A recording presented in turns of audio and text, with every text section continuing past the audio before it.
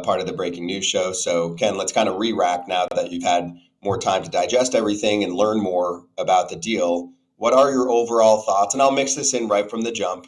Do you think that new ownership has anything to do with this? When I say anything to do with this, I even mean the fact that a deal is agreed to and they know that this money will be passed on eventually to another group that now can worry about that. I'm not sure, Scott. My guess is no. And the reason I say that is that these talks were going on in December. The Orioles would have done it then. The framework of what ultimately became the deal was discussed then. The Brewers weren't ready. So if the Orioles were ready to do it then or willing to do it then, their willingness did not go away. They still wanted to do it. And it seems to me that it's a bit of a coincidence that it happened this week. And really, the decision was the Brewers more than the Orioles in that sense. So when you look at this trade, obviously there are a number of ways to look at it, like any trade. From the Orioles' perspective, you guys covered it pretty well. It's a brilliant, beautiful move. It's the guy they needed. We've all talked all winter long about how they needed a number one starter, and Corbin Burnes is one of the top 5 or 10 starters in the game, no question. As for the free agency and the possibility of him walking, that's fine. You have to take a shot when you're in the position they are, coming off 101 wins, great young core. They are ready to go. And maybe it doesn't work. And maybe Joey Ortiz and DL Hall become really good players for the Brewers. That's entirely possible, that scenario. But for the Orioles, you still have to take that shot. For the Brewers, I wrote about this today. In my opinion, they had to do it. And I know fans don't like hearing that. Certainly Brewers fans don't want to hear that. They didn't like the Hader trade, understandably so. And they won't like it if Willie Adames and or Devin Williams are the next to go. But this is the way the Brewers and teams in their financial position operate. And you can argue with me, as people are in comments, that Mark Attanasio has more money and should be able to carry this. I get it, and I don't disagree with that. But that's not the point. And that's not how the team is run. The team is run according to its revenues, for better or worse. And their revenues are not what the Dodgers are. Now, that's a systematic issue in the game. We've talked about that a lot. But if you're the Brewers and you face the possibility of losing Corbin Burnes for only a draft pick, that's going to hurt you going forward, as opposed to Joey Ortiz, DL Hall, and the 34th pick in the draft, which is about the pick you would have gotten for Burnes. You're getting that plus 2 players who could help you right away for a rental. To me, you do that every day of the week. I was surprised they didn't do it sooner. And will they be as competitive? Of course not. They're not going to be as competitive without Corbin Burnes. But they are set up now to be better over a 5-year period than, say, 2024 if they suffer a little bit. And if you're the Brewers, in my opinion, you have to make that deal. Hey, Junior, thank you for proving Scott wrong and proving my point that this has been going on. And it wasn't just because the new ownership came in. So I appreciate that. Now, Always are the happy O's to help, done? AJ. Thanks, Junior. For the record, I actually, in a rare moment here, disagree and think that the ownership change puts it over the top on the money. I think John Angelos an extra 16 mil. Just my take that something behind the scenes makes this much easier to accomplish. That's me. Go ahead, AJ. Well, no, I want. Are the O's done? That's my question. Are they done? Because there's still some names out there. I mean, Dylan Cease has been talked about being traded there before. Montgomery, Snell. I mean, people are saying like, oh, they're not done. They might do more. Could the O's No, my possibly understanding do more? is that they're not going to be involved in major league players from here on through spring training. They might do some minor league deals, but they're not going to be on Snell. They're not going to be on Montgomery.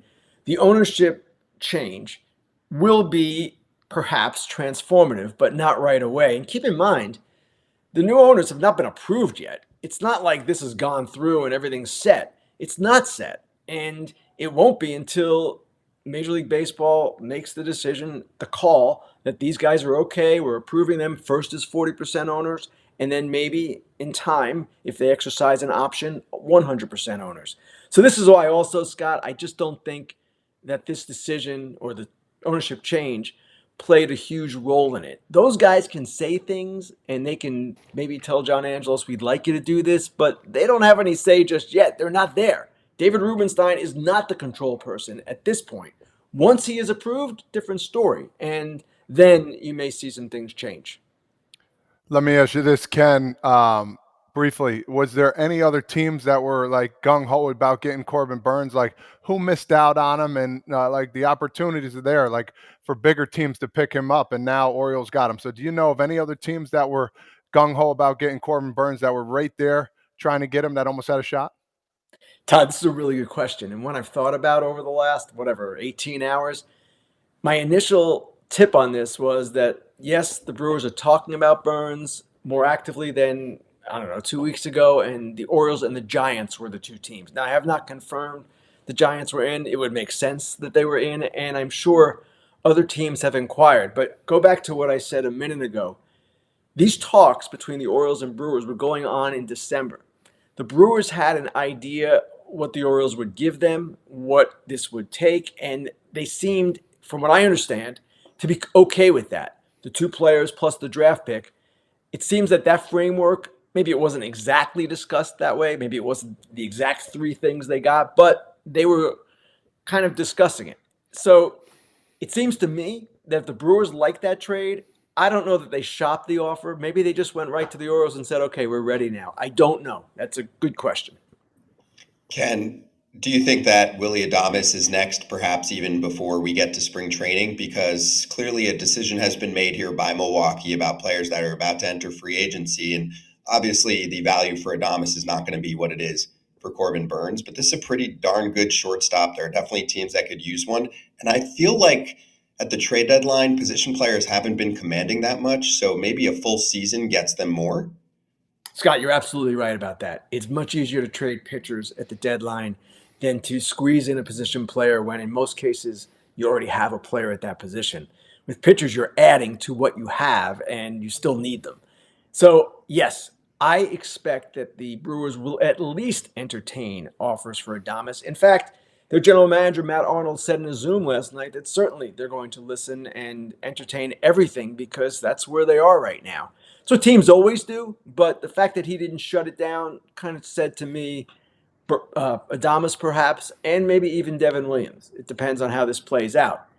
They can trade Willie Adames and really be okay. Obviously, Willie is a veteran player and a really good player, and Joey Ortiz is not going to be him immediately. Bryce Terang, if they move him to short, certainly not the offensive threat that Willie Adames is, but they have a lot of infielders, and they can do this and possibly still be in a pretty good position. So I don't know that I would say this. I don't know that it is definitely going to happen, but it would make a lot of sense to me if it did. Okay, so now the AL East is totally changed again. It went from Soto with the Yankees. A couple other things went down, but this is a monster thing that's going to happen in the AL East. Does this change the outlook for, say, Toronto or Yankees or Toronto or Boston to go out there and try and find somebody else, trade-wise or free agent-wise? Todd, teams always say that we're only going to do what we have to do. We're not worried about the other teams. And to a degree, that's true. I don't know that the Yankees now turn around and say we have to have Blake Snell. That's not their thinking. And who knows? Corbin Burnes, as good as he is not necessarily going to put the Orioles over the top. But it certainly changes the dynamic of the division. I don't know that it changes any future transactions. And I don't know that it pushes Boston to finally spend here.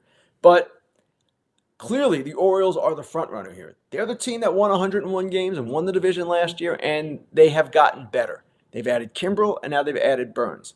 So the challenge for the Yankees, the Blue Jays, the Rays, the Red Sox is going to be erasing that deficit. And it doesn't have to happen right now. These teams can also assess at the deadline where they are and then go from there and try to add. And we'll see where the Orioles are. We all assume that they're going to get better and better and better. But as we know, baseball players, baseball teams do not always follow linear progressions. Sometimes it goes like this a little bit, right? So we got to play the games, guys. And I don't know that anybody should be giving the Orioles anything yet. Just like I don't know that anybody should be giving the Dodgers anything yet. We'll see what happens. We'll see how this all plays out. Thanks, Junior. But that's okay. We like him. We like him here on foul territory. We're not on fair territory, but it's cool, Ken. Who's next? Who's next, Ken? Who's the next trade chip? because we've heard the names Bieber, Burnes, Cease, right? Those are the three big trade trips. You talked about Adames, but of those three, who would be the next likely to be traded? And what does this do for the Dylan Cease market? Because it seems like we saw the Glasnow package, now we've seen the Burnes package. Chris Getz apparently is asking for the world for Dylan Cease. Does this change any of their thinking of other teams now because one of these three has been moved? It shouldn't. Now, maybe it increases the desire of teams that need a starting pitcher to throw in the extra piece the White Sox are seeking. I don't know that. I will say this, though, and this we all know. Dylan Cease is under club control for 2 more years. Corbin Burnes was one, Tyler Glasnow was one. That's a huge difference when you're talking about a trade. And if the White Sox do hold Dylan Cease to the deadline, guess who the hottest guy at the deadline is going to be when all teams are looking for starting pitching? It's going to be Dylan Cease. Now, I am reluctant. If I were the White Sox GM, Chris Getz, I'd be reluctant to keep Dylan Cease and take him into the season just fearing the possibility of injury. If he gets hurt, then you don't make a trade. You don't have the ability to make a trade. I know that's, I don't know, a 10%, 20%, 30% chance, but there is that risk. So they've been pretty adamant, the White Sox have, about what they want. They've been steadfast about it. They are not budging, it seems. And I don't know that because Corbin Burnes was traded, it means that Dylan Cease will get traded. The only thing that might change that dynamic is if the teams that are looking for starting pitching and they don't like Blake Snell's price and they can't get Jordan Montgomery because he's going to the Rangers or wherever else, who knows? Maybe their desire increases to make that extra push to relent on the one prospect that is holding this up in their head. I don't know that that happens, but that is a possibility for sure. Last layer for me on the Burns situation is the National League Central because, like you mentioned, the Brewers are not going to be as good as they were last year. I doubt that they're going to win the NL Central by 9 games this coming season. So with that being said, even though the rest of the division might say, hey, wise move, this will make them more of a pain long term, on the short term, shouldn't the NL Central be capitalizing? I think the Reds are done, but I'm really pointing to a team like the Cubs because for me, the Brewers looked like they were a better team. Plus, you have the council dynamic, and I don't know. It just feels like the Cubs have been pretty quiet still. So, do you think this affects the division at all? Certainly. And we all know that the Brewers, coming off last year with Burnes, were going to be a formidable team again. And they had added Rhys Hoskins. They've got Jackson Churio coming. We don't know what he's going to be yet, but the possibility is there that he'll be a force in the major leagues this year. The Cubs we've been waiting for all off season, and they're not alone. We're waiting still for other teams, the Red Sox, the Giants, a number of others, even the Marlins on a lower level to get going a little bit. So I would think the Cubs still are going to be the team for Cody Bellinger. Until proven otherwise, until seeing someone else jump out on him, I don't see where else it would be, or I don't see any place more logical than the Cubs. And yeah, there's a better opportunity short term now for the Cubs to become a force in the division. They already have done some things, Imanaga, Michael Busch coming over, but clearly they need to do more, and Jed Hoyer, the president of baseball operations, has said that they will do more. Let's flip gears a little bit. Theo Epstein, now back with the Red Sox. He's joining the Fenway Sports Group as a senior advisor. Is this going to help the Red Sox out? He's been there before. He knows what he's doing. As a senior advisor, are they going to give him a little more leeway to talk things through to help them out, maybe get some free agents or make some trades during the season? Talk to us about that move, and I think it's a really good move for the Red Sox. I agree. The way to get free agents, though, Todd, is not to hire Theo Epstein. It's to offer them the most money. And that has been the problem with the Red Sox this offseason. What Theo Epstein can give them is more stability. They've got a new president of baseball operations, a guy that I guess Theo had recommended, Craig Breslow.